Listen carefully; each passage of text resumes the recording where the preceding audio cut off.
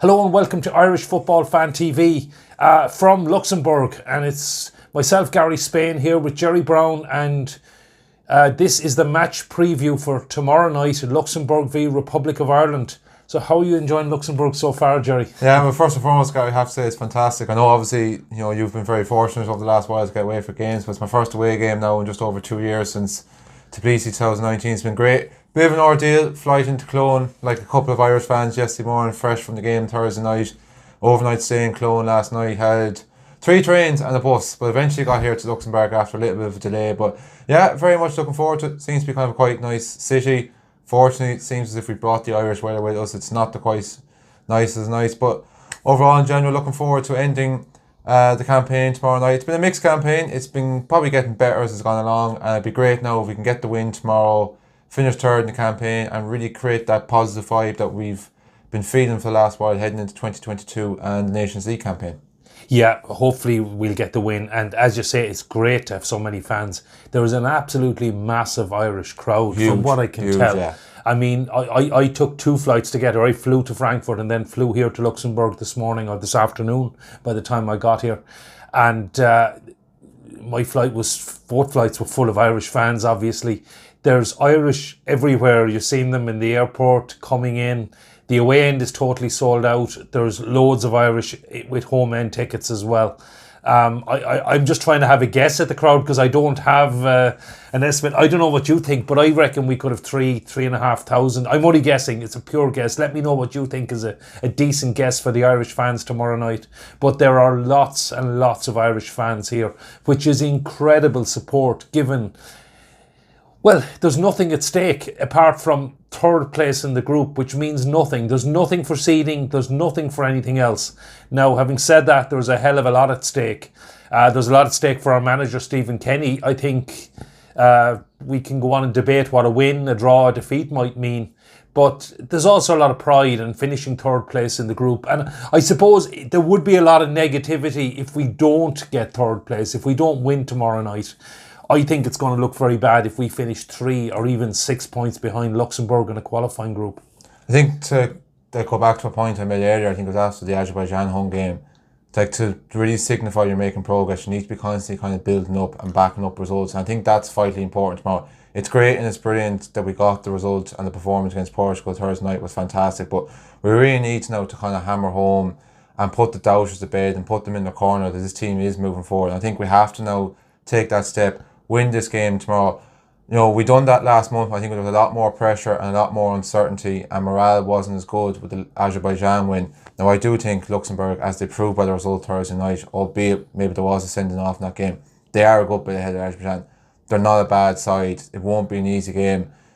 Without sounding like the stereotypical Irish kind of thing, if we were to take the scrappy 1-0 win, I would take it, like I said, just to get that result, to back up Thursday night, to get third place. I agree with you, while it's not really of importance. Like, you think of the last kind of couple of campaigns, when it comes to the last game, we've been fighting for second place for at least our playoffs, so it does feel a little bit of an anticlimax that kind of way. But we probably knew after the home game against Luxembourg that this campaign wasn't going to come to much. But just to kind of keep hammering home, still think like Stephen does need to get a win to really drive home the fact that he is the right man. I think he's slowly but surely turning people's minds to the last 4 or 5 games.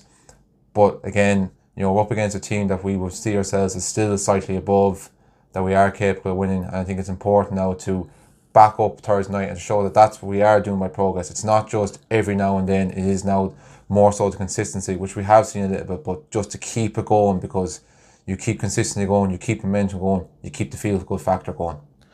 Yeah, I mean, look, I agree. I'd also gladly take a scrappy 1-0 win. I think it's just important just to win tomorrow night. But... And Luxembourg are better than Azerbaijan. I wouldn't argue that one with you, but they're not as good as people. I think people, I don't know. Some things get to me as maybe the cult of Stephen Kenny among a certain element of the fans, and we're bigging Luxembourg up to something they're not. And I was saying this to somebody earlier on. If we get Luxembourg in the qualifiers for the 2024 Euros, to have any chance of qualifying, to be serious, we're going to have to take 6 points. We'd expect to take 6 points. Serbia and Portugal just blew them away, right? They're nowhere near that level. We're the only team to take points off Serbia and Portugal in this group.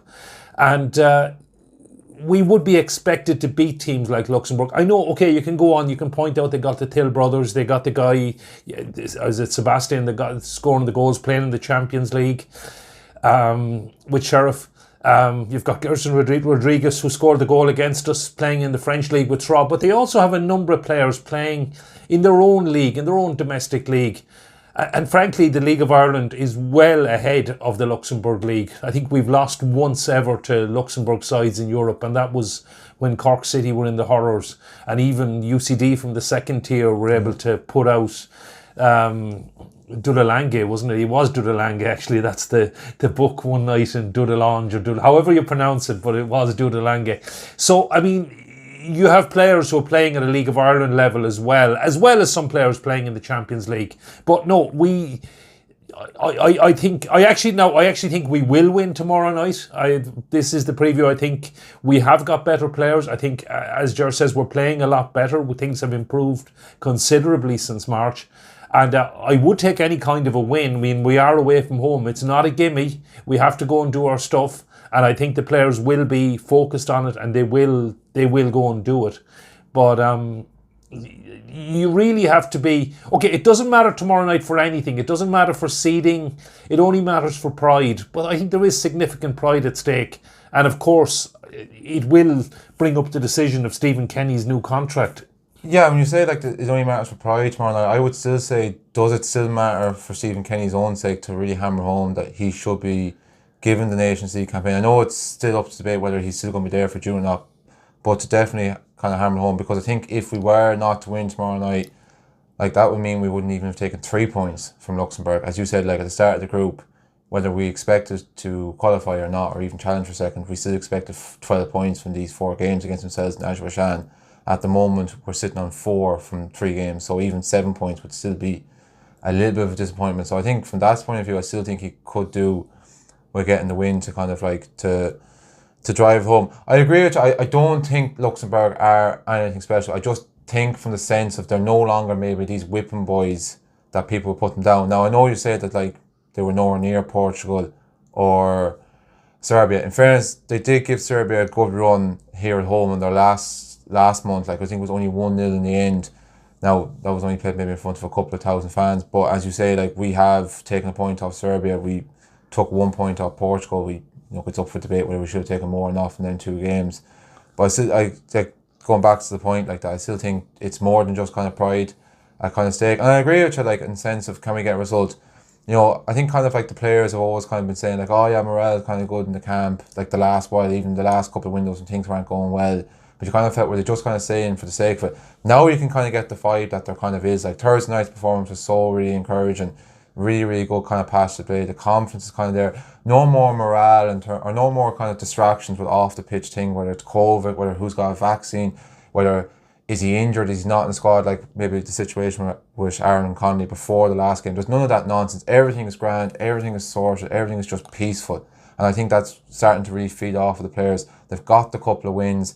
There really is now the buy-in from the fans. Like I think while the game was sold out the night, it was encouraging to see. Was a large part of that because people just want to come see stars of Portugal and they're only casual fans. If that's the case, then I think they will have walked away and said, hold on a second, there's a reason to get behind this team. There is something behind this Irish team. So I'm the same as you. I'm always, I know I was on the Irish Abroad show with Paul the other day and I was really pessimistic and I always come across that way. But without kind of turning full 180 degrees, I am kind of confident we're going to win tomorrow because I always kind of thought we were going to win this game. We're a better team than them, and I think now morale is going to carry through from Thursday. Don't think it's going to be pretty. Don't think it's going to be easy. Don't be expecting us to wipe the floor like we did scoreline wise in Baku. It could be 1-0, it could be a scrappy goal, it could be a beautiful goal. Will be a close game, but I think we will get over the line. Yeah, no, look, I don't think it's going to be a formality. I mean, it's not. They're not a gimme. They have improved. I mean, the Luxembourg side of maybe 10, 20 years ago, you might be talking about improving goal difference and everything against them. Particularly at home, they are, and in their lovely new stadium as well, it looks really impressive. They're going to want to put on a show. But I think we're going to have a huge backing, as we were saying earlier about Irish fans. So it's not going to be intimidating. It's not going to be that partisan against us. And I think we just have better players, and we should be able to go and do our stuff and go and win the game. And I think we will win the game. Yeah, just even from the point of team selection, like obviously we've seen Jack Taylor has been called up for Jason Lumby. I suppose that shouldn't affect too much of the starting team because Jason didn't feature tonight. I think he was a highly a doubt. I don't know what's the update. You were at the press conference there earlier. What is the update we say on Andrew Omobamdeli? Is he possibly back in selection for this one? So he's here. So he's still, my understanding is he's still available for selection. Now Seamus Coleman, which I think could be significant, actually was there for the press conference. So that would indicate that he is more likely to start, I would think. Even though drop him after Thursday's display. It would, but there had been talk that he's only not capable of playing 2 games in 4 days. So, but Seamus actually said himself, often to his own detriment, he plays when he has knocks, and his commitment. Look, and Seamus's commitment to the country can never be questioned. He will run through a brick wall for us.